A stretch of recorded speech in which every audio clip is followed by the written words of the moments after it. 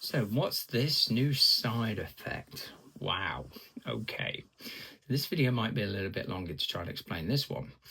So, when you have chemotherapy, they give you steroid tablets to help you take the poison in a lot easier, makes the body able to manage it a lot easier.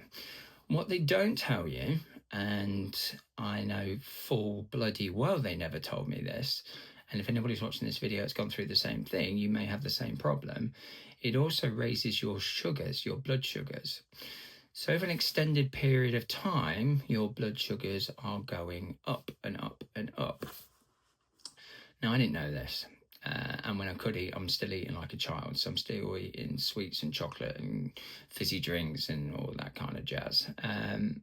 And it got to two kind of things happen. So how I was diagnosed with diabetes, the magic symptom, the new symptom, bloody beaties, was I was talking. I didn't feel too well. I was talking fast. I was really talking fast, but I couldn't stop drinking.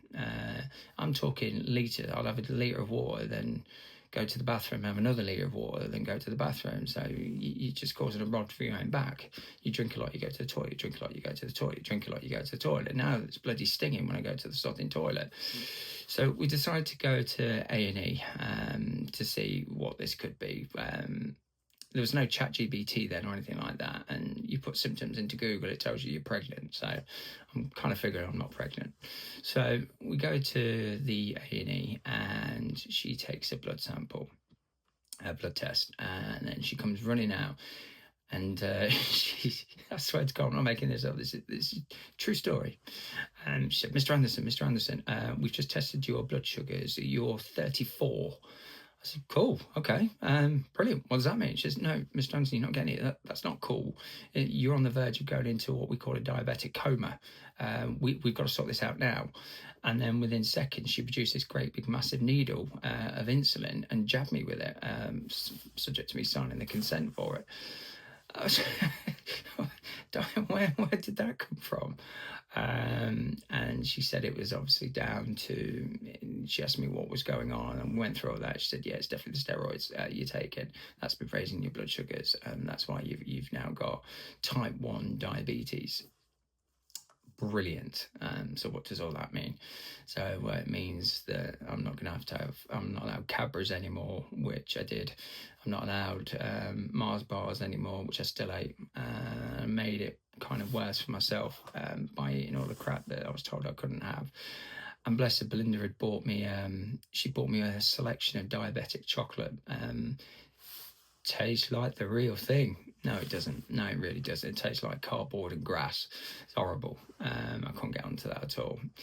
But eventually diabetes got worse to where they then said it was bordering type 1 diabetes, and it actually put me in hospital for a week to get my blood sugars down, because I couldn't get a handle of it. It was just getting out of control. But the night it put me in hospital, I was doing the same thing. I was talking really, really fast. I didn't feel too well, and Belinda knew something wasn't right. So she called Aunt Sandy, who came straight down, and they called 111, and they recommended an ambulance, and an ambulance turns up, and the ambulance crew are checking me all out. Now, I must have been on a completely different planet, because A, I don't remember any of this happening, and B, I'm just talking gibberish. I'm talking all sorts of nonsense. I told the ambulance crew that I've got stage 4 cancer, but don't worry, I'm going to beat it. Apparently I told them that several times, and the same sentence over and over again. And one of the crew said to my wife, does he always talk like that? And she went, no, he doesn't. He's crazy. He does talk a lot, but this is next level. Off the charts. So they knew that I was having a blood sugar high. So they strapped me up and took me straight to the hospital, where I made another catheter problem. So the nurse, and again, I'm out of it, but I got told this the next day. The nurse had come in to offer me a cannula, and I thought she was trying to give me a catheter again. So same as when I had that first MRI. I said, absolutely no way. That's not coming anywhere near me at all. I'm not having a catheter at all. I don't need that. I've only come in because of my blood sugars. I'm not having a catheter. She went, Mr. Anderson, you really need to have this put in. It's hospital protocol. Well, I'm not having it, so forget it. It was only the next day that I'd realised I was mixing the two up. So I must have been a right fun patient for them in resus. Some nutter that won't even have a cannula. But if I'd made the connection, a cannula was that injection thing to take bloods and stuff, I would have been fine. But anyway, I played up for them the first night. But in my defence, I was out of it. I was in cuckoo land. I didn't know what the hell was going on. But gradually over the course of the few days, I got better. I got better until, and I blame the hospital for this, but when the lady came around offering people drinks out of hot chocolate, and this must have been the most strongest hot chocolate on the planet, and I drank it, and then my blood spiked again. Who the hell serves hot chocolate to people that got diabetes? But anyway, I took it. Lovely, really nice hot chocolate. None of that watered down crap. This must have been like, I'm thinking Cadbury's just put in a microwave and melted, and in the cup it goes. So that was nice, but it spiked my blood sugars up, so I was in there a little bit longer.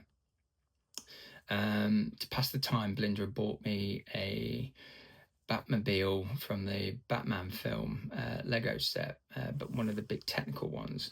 I couldn't do it. My hands were constantly shaking. I didn't have the dexterity to put this thing together.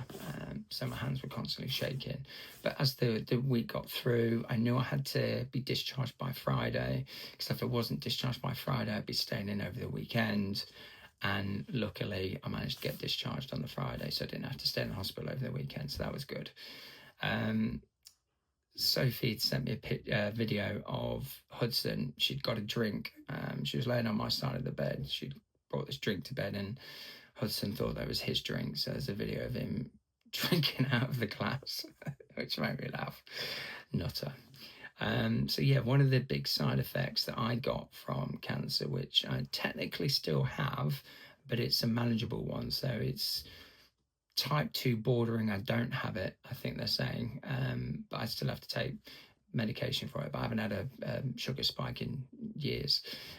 Is diabetes. So if anybody's having these steroids, ask your oncologist whether you need to be on these steroids, and are you at risk of getting diabetes from it, because I wasn't told. That at no point was I told this would be a side effect, and it was. So just check in with the oncologist and see, are you at risk of having diabetes, because it's not pleasant. It's not, it doesn't really affect my life at all, but again, it's not something you really want. You don't want that on top of what you're already going through. In the next video, I'm going to go through something good that happened. I've been talking about hope and grabbing onto hope. The next video, which I won't post till Monday, so you've got a whole 2 days to look forward to it, is the first bit of hope, or the first bit of news we got that contradicted everything we'd been told up until now. So I'll go through that on Monday. Have a great weekend.